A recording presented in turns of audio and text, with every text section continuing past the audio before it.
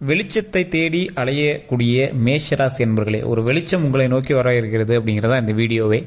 நிறைய பேர் ஒரு வாழ்க்கையில் இதுதான் நடக்கணும் அப்படின்னு தெரியாமல் ஏதோ ஒரு குருட்டாம்பாக்கில் போகுது சார், என்ன பண்ணுறதுன்னு தெரியல, ஒரு இடத்துல நிற்குது, ஒரு இடத்துல திடீர்னு ஸ்டார்ட் ஆகுது, ஏதோ வருமானம் வருது ஆனால் அதுக்கு மீறி செலவாகுது அப்படின்னு ஒரு குழப்பத்தோடு இருக்கக்கூடிய இந்த ராசி, முக்கியமாக இந்த மேஷ ராசிக்கு தற்போதைய நிலைமை எப்படி இருக்க போகுது, இனி வரக்கூடிய காலங்கள் எப்படி இருக்க போகுது அப்படிங்கிறது எல்லாமே தெரிஞ்சுக்க போகிறோங்க. அதே மாதிரி இந்த ராசிக்காரர்கள் இன்னும் நல்லா மெயினாக பார்த்துக்காங்க.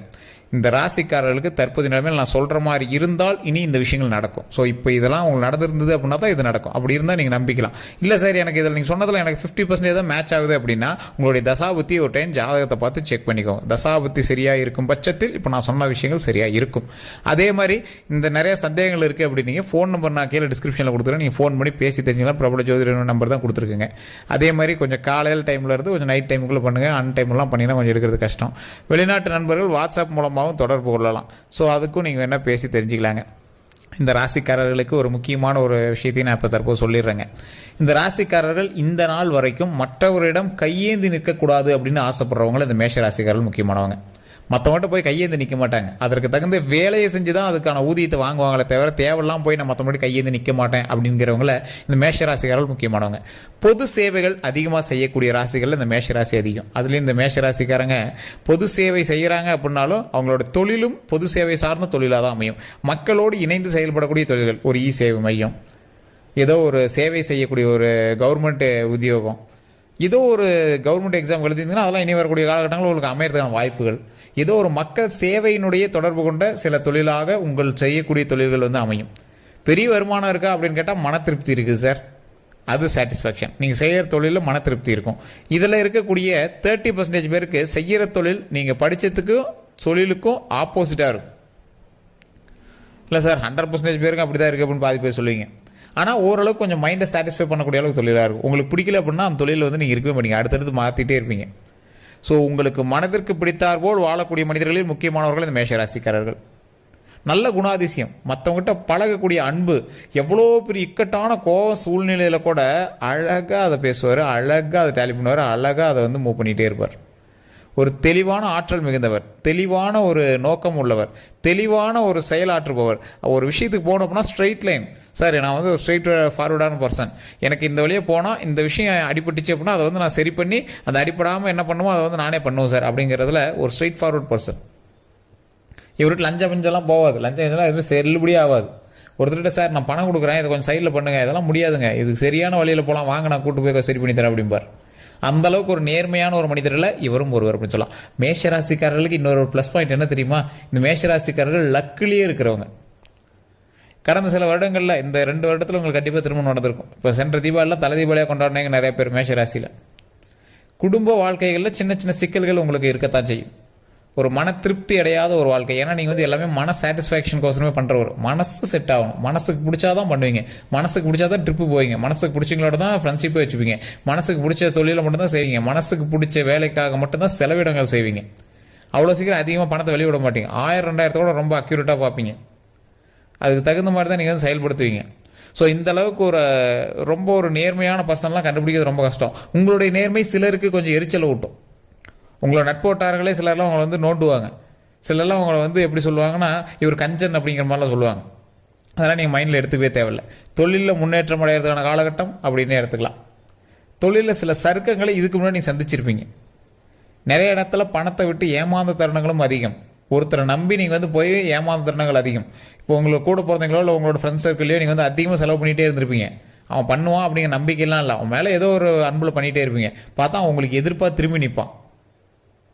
இந்த துரோகத்தை சந்தித்தவர்கள் அதிகமாக மேஷராசிக்காரர்கள். ஏன்னா இவங்க மனசு சாட்டிஸ்ஃபேக்ஷனுக்கோசரம் இவங்க போய் நன்மை செஞ்சுக்கிட்டே இருக்காங்களா, எதையும் எதிர்பார்க்கறதில்ல, அவன் நன்மை செஞ்சு ஏதோ ஒரு பக்கம் பொழைச்சிட்டு போகிறான் சார் அப்படிம்பாங்க. ஆனால் உங்ககிட்ட தொழிலை கற்றுட்டு போய் உங்களுக்கு எதிர கடை போட்டவங்க தான் அதிகம். உங்களுக்கு எதிர்ப்பாக நின்று இருப்பான். உங்களுக்கு மனசு அப்பயும் கேட்காது, அவனுக்கு பிரச்சனை நீங்கள் தான் போய் நிற்பீங்க. அது சகோதரனாக இருக்கட்டும், நண்பனாக இருக்கட்டும், நட்போட்டாரமாக இருக்கட்டும், எதுவாக இருக்கட்டும். இந்த மாதிரி நிறைய விஷயங்கள், உங்களோட மனதை சுரண்டக்கூடிய சில விஷயங்கள், நெருட வைக்கக்கூடிய சில தருணங்கள், இதெல்லாம் நிறையாவே நடந்திருக்குங்க. இந்த ராசிக்காரர்கள் தற்போதைய நிலைமையில் சில எச்சரிக்கையான தருணங்களும் உங்களுக்கு இருக்குது.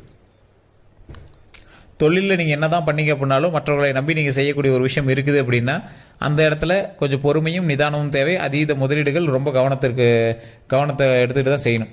கண்டிப்பாக நீங்கள் முதலீடு கொஞ்சம் அதிகமாக போகிறீங்க அப்படின்னா கண்டிப்பாக ஜாதகம் ஒரு டைம் பார்த்துக்கோங்க. உங்கள் கையை மீறி கடன் வாங்கி போடக்கூடிய முதலீடும் சரி, உங்களோட எக்ஸ்ட்ரீம் அதிக முதலீடும் சரி, நீங்கள் வந்து கண்டிப்பாக ஒரு தொழிலையோ இல்லை வேறு யாரோ ஒருத்தர் சொல்கிறாங்க சார் இன்வெஸ்ட் பண்ணுறேன் சார், ஒரு லேண்டில் போடலான்னு இருக்கு சார், ஒருத்தர் வந்து லேண்டை கட்டிட்டு இருக்கிறான் அப்படின்னா இருந்தால் ரொம்ப டாக்குமெண்ட் செக் பண்ணுங்கள். உங்களை மாட்டி விடக்கூடிய சில தருணங்களும் இருக்குது, கொஞ்சம் ஆபத்தும் இருக்குது, எச்சரிக்கையும் இருக்குதுங்க. அதுக்கு தகுந்த மாதிரி தான் நீங்கள் செயல் பண்ணுங்கள். சில விஷயங்கள் கொஞ்சம் எச்சரிக்கையாக பண்ணணும். அது ஒரு ஆபத்து அப்படின்னு சொல்லலாம், அதை கொஞ்சம் எச்சரிக்கை அப்படின்னு சொல்லலாம், ஒரு பக்கம் வெளிச்சம் அப்படின்னு சொல்லலாம்.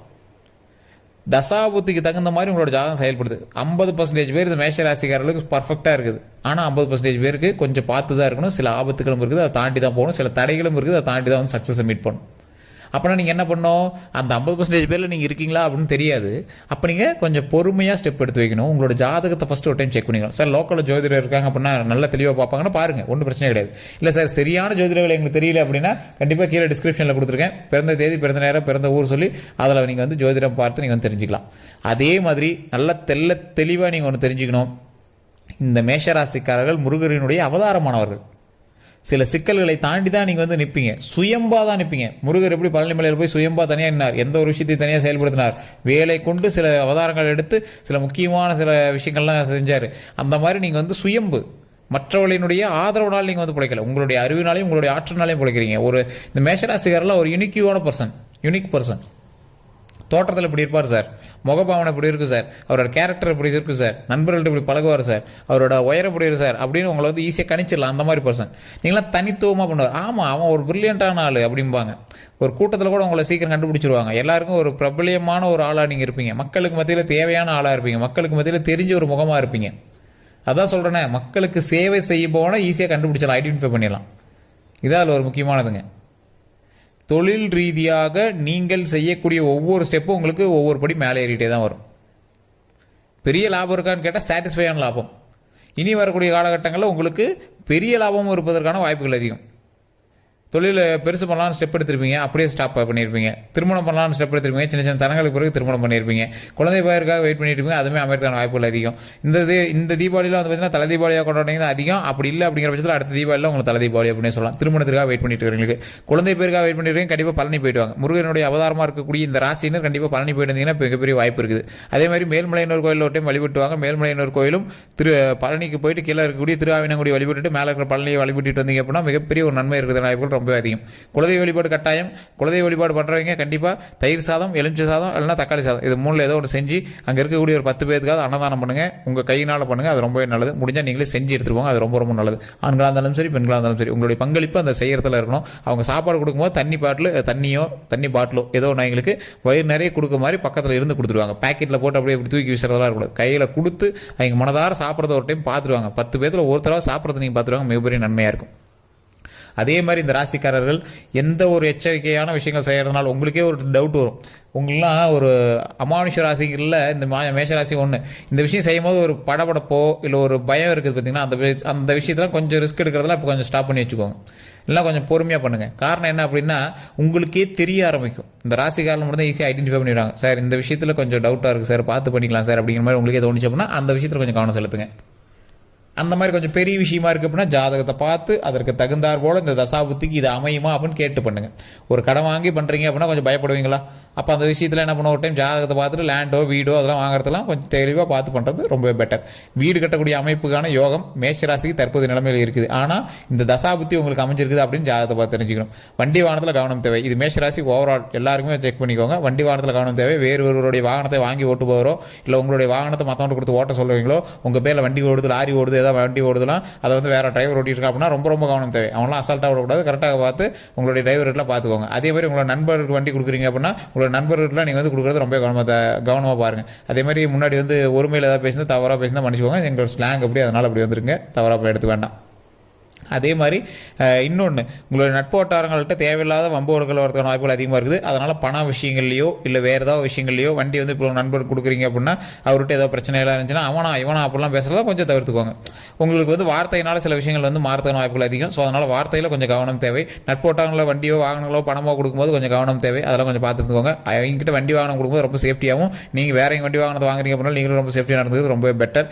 அதே மாதிரி தொழில் சம்மந்தப்பட்ட விஷயத்தில் ஈடுபடும் போது முதல்ல உங்களோட குலதெய்வ வழிபாடு பண்ணுங்கள். அதற்கு பிறகு குடுக்கல் வாங்கல் விஷயத்தில் ரொம்ப டாக்குமெண்டேஷன் பண்ணுங்கள். தொழில் ரீதியாகவோ நல ரீதியாகவோ இருந்துச்சு அப்படின்னா எல்லாமே டாக்குமெண்டேஷன் கொஞ்சம் கிளியராக வச்சுக்கிட்டிங்கன்னா ரொம்பவே நல்லது. மற்றபடி அமோகமாக இருக்குது. எல்லா விஷயத்தையும் ஒரு டைம் ஜாதகத்தை பார்த்துட்டு பண்ணீங்க அப்படின்னா இன்னும் பர்ஃபெக்டாக பண்ணலாம். இந்த மேஷராசிக்காரில் எல்லா திசையிலையும் நீங்கள் வந்து போகலாம். முள்ளு மேலே கூட நடந்து வந்தலாம். அதுக்கான ஆப்ஷன் உங்கள்கிட்ட செருப்பு இருக்குது அப்படின்னு நீங்கள் பாட்டுக்கு ஒரு ஐடியாவை கிரியேட் பண்ணிட்டு போயிருவீங்க. ஸோ அந்த மாதிரி எல்லா விஷயத்துக்குமே உங்கள்கிட்ட ஒரு ஆப்ஷன் இருக்கும். அதனால் கவலைப்படாமல் நீங்கள் வந்து இறங்கி செயல்படலாம். இந்த தொழில் வந்து ஒரு பக்காவான தொழில் அப்படின்னு உங்களுக்கு மைண்டில் பட்டுச்சு அப்படின்னாலும் ஒரு டைம் ஜாதகத்தை பார்த்துட்டு அந்த தொழில் பண்ணுங்கள். தயவு செஞ்சு சொல்கிறோம் இந்த காலகட்டத்துக்காக. அதே மாதிரி வேலைக்கு போயிட்டு இருக்கிறவங்களுக்கு பரவாயில்லையா இருக்குது. நோய் நொடி இல்லாமல் வாழ்றதுக்கு ஒரு அருமையான காலகட்டம். லைட்டாக உடம்புல ஏதாவது ஒரு மாதிரி தோணுச்சு அப்படின்னாலும் உடனே போய் டாக்டர் செக் பண்ணிக்கோங்க. ஜாதகத்தை பார்த்து நம்பிட்டு உட்காந்துருக்கூடாது. குழந்தைகளோட கல்விக்கு அருமையாக இருக்குது. குழந்தை இல்லாதவர்கள் குழந்தை பிறப்பதற்கும் ஒரு அருமையான காலகட்டமாக அமையுதுங்க. மற்றபடி உங்களுக்கு சூப்பராக இருக்குது. வேறு ஏதாவது கருத்துக்கள் வேணும் அப்படின்னா மறக்காம கீழே டிஸ்கிரிப்ஷனில் நம்பர் கொடுத்துருக்கேன். அதே மாதிரி ஸ்க்ரீன் நம்பரோடு இருக்குது. அந்த நம்பருக்கு ஃபோன் பண்ணி பேசி தெரிஞ்சுக்கலாங்க. எல்லோருக்கும் நன்றி நண்பர்களே.